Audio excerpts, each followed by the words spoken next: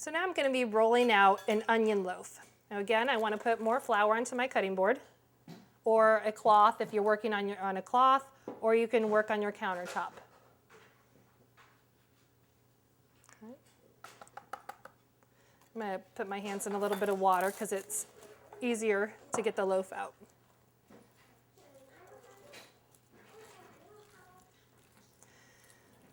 This is going to be a round loaf, and I wanted to roll one out so you could see what a round one, how I roll out a round one.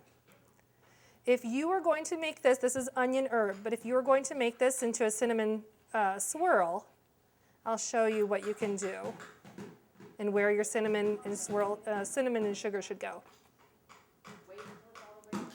So if this was cinnamon and sugar, you would take your cinnamon sugar, put it right here in the middle, and fold it over. And then you would put more here and fold this over. And then more and fold it over until you had a round loaf. But it's the same thing for the onion herb. I just fold in the sides, flip it over, and it's a beautiful little round loaf. I'll put that onto my parchment paper and then put it into a glass bowl to rise. And again, I don't want to just leave it like that. I want to fold down the sides of the paper so it doesn't dig into the loaf.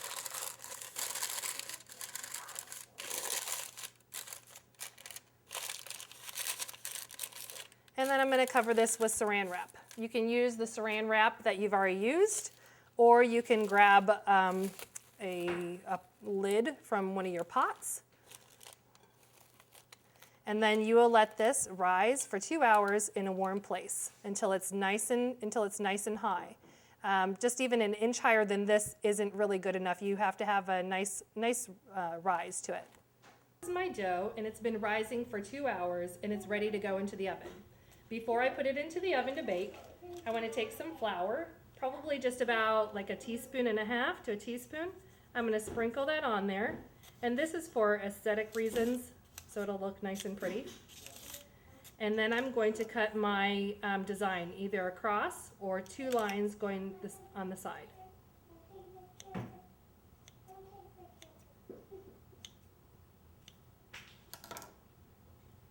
Now my oven has been preheating at 500 degrees. I'm going to be turning this down to 450. And then I'm going to be putting my dough into a preheated pot in my oven.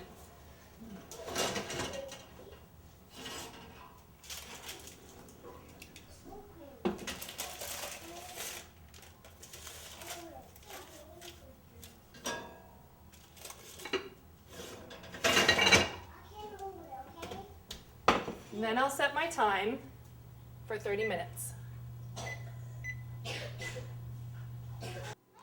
So now it's been 30 minutes. My timer went off. I'm going to just open up my oven, take off the lid. And you see it's brown, but this is really not done. It needs to have a dark brown, crackly crust. So I'm going to just put it back in there and set my timer. It's usually between 5 and 10 minutes, depending on your oven. I'm going to set it for 7. So now it's been 7 minutes that my bread has been without a lid.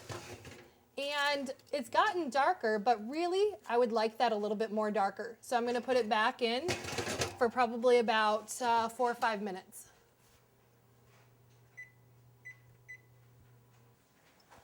Let's see how my bread is doing. Okay, it looks brown. I think brown enough to come out. We'll just take a quick look at it. It could even get browner. Take that out. Now I don't want to leave it in the pot, and I don't want to leave it on the parchment paper because I don't want it sweating. So I'm going to take it to here, slide it off, and there you have the loaf. It's done.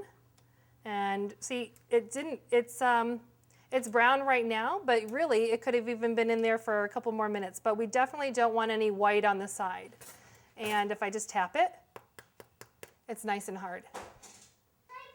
Now typically you would wait till the bread loaf cools down before cutting it open. but I wanted to show you how it looks like inside. See how nice and crunchy that is? It's still hot. And you can see the air pockets in there. And it does not look, it's not wet or anything. It's nice. It'll have like a chewy interior with a crunchy exterior.